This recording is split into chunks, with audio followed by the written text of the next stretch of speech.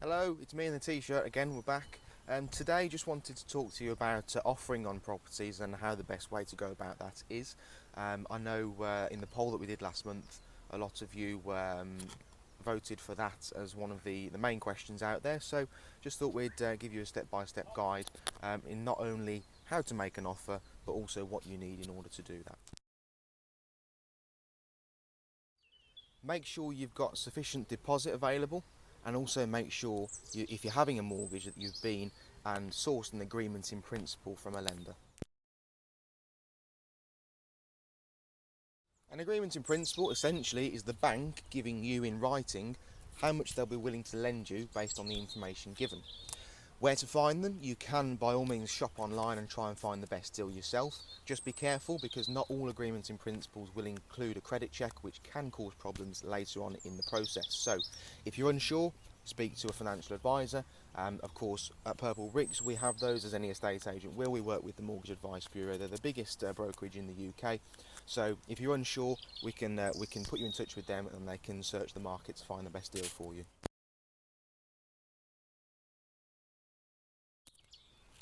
If you're selling your property and you're purchasing your onward property with cash from sale 100%, then ignore the above. You obviously won't need an additional deposit or an agreement in principle for a mortgage. However, if you are purchasing cash from sale and a mortgage, and obviously you've got additional funds on the side, then still do the previous step. However, obviously, if you do have funds coming from the property, in order to be what we call a proceedable buyer, i.e. able to make offers that are proceedable, then we will need you to be on the market and sold in order to prove your funds and the equity you've got in the property. So if you are looking to do that and you're selling, then that's the only additional thing that you need to do. Is easier said than done sometimes, but just get your property sold.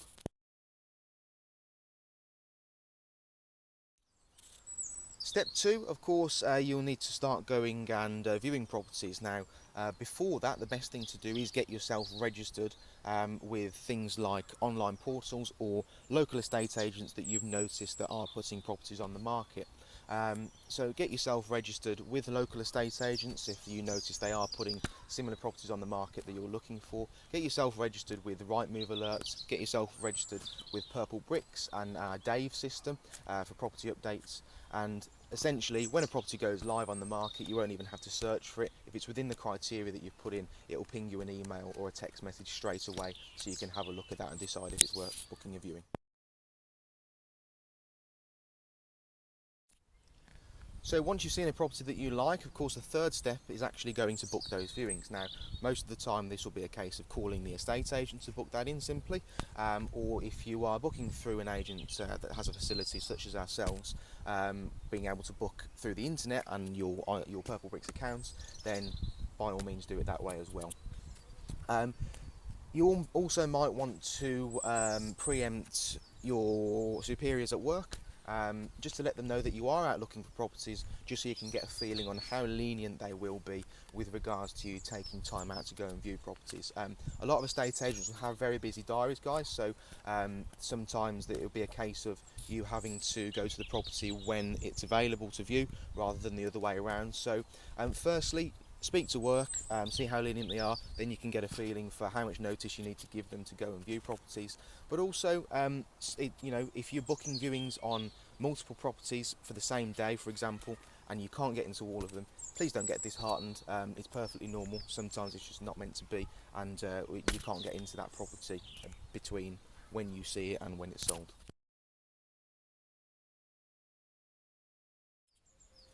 Once you've viewed and found the property that you want, of course, the next stage is actually submitting an offer on the property. How can you do that? You can do that verbally. You can put forward an offer at the property with the estate agent or with the vendor. You can call up the estate agent, do that over the phone, or if you want the peace of mind that it's in writing, then by all means ask for a card from the estate agent or an email address over the phone, and you can submit that in writing.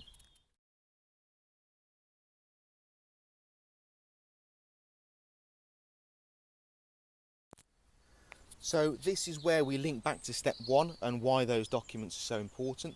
So when you offer, your estate agent that you're purchasing through will ask for your proof of deposit, your agreement in principle from the lender, And if you are selling a property as well, they'll also ask for your most recent mortgage statement so that they can then call your estate agent and see how much equity is in your property to make sure that you can afford it. So you'll need those things in order to be proceedable. And if you want to be in with the best chance of securing the property that you want, then it's important to be proceedable. So if there's any other estate agents out there watching this, you may agree, one of the most common questions that I get asked, particularly from people who haven't been through the process before, or who haven't been through the process for a very long time, is what do you think would be a good offer, or how much shall I offer? Now, there's so many different variables between different properties and different customers that it's almost impossible to put a pin on a specific figure. So all I would say, the advice that I would give is, of course, the vendor is looking to get the maximum amount they can for their home for the right buyer. The buyer obviously doesn't want to overpay for a property, so it's about trying to find an agreement figure in the middle, a happy medium. So all I would say is don't offer any more than the property is worth to you. It's an old estate agency saying that we can put a marketing value on a property, but we can never guarantee how much somebody will be willing to pay for it. So only offer what it's worth to you. At the same time, it's very common for people to start their offers below asking price, which is perfectly acceptable, but just bear in mind that that property may have been their family home for a long time, may have many memories, etc., and emotional attachment. So just be mindful with how low you start off, because you could end up insulting the vendor, and obviously that's a breakdown of relationships straight away, which isn't good for anybody. If there's a massive gulf between the research that you've done, by all means do your own research online. All the past sold prices are available on Rightmove from Land Registry, so do your own research. If there's a massive gulf between the figure that you had in mind and the price that the property's been marketed at by the estate agent, simply ask. Trust me, an estate agent will appreciate it a lot more if you ask the question. It could be anything. There could be land with the property that you've missed on the advert, there could be planning permission that's already been granted, it could be a listed building, anything at all. But it's much better to ask and get, I'm sure there will be an answer, rather than putting in a low offer and risking that potential breakdown of relationships. Asking questions also, if you will get an answer, and that answer will of course increase your knowledge of the market and the market in the area that you're looking, which of course gives you as the buyer then the power to make your property search more efficient going forward.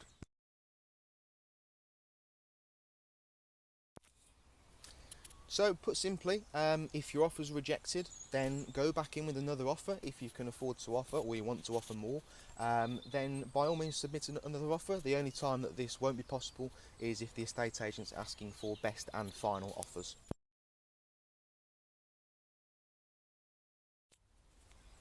So our best and final offer is pretty much what it says on the tin.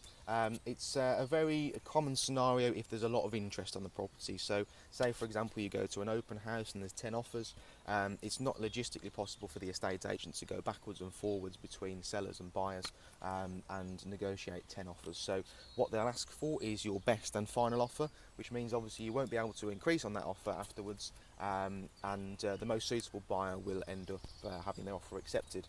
Now, advice again on this is absolutely you don't want to overpay for the property, so for best and final offers submit what it's worth to you, the maximum that it's worth to you, because at least then if you're unsuccessful in gaining the property you have no regrets that you've absolutely offered the maximum that that property was worth to you, and it's obviously not meant to be.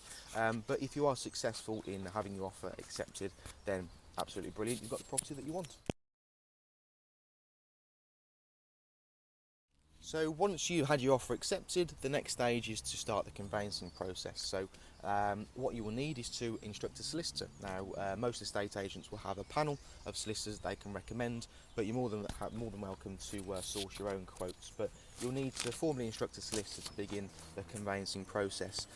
When you've had an offer accepted, if you've got a property that you're selling as well, then the estate agent you're purchasing from will contact your estate agent that you're selling through to do a chain check anyway, but it may be best practice just to give your estate agent a call and let them know that you have had an offer accepted on a property, so they can then expect that phone call.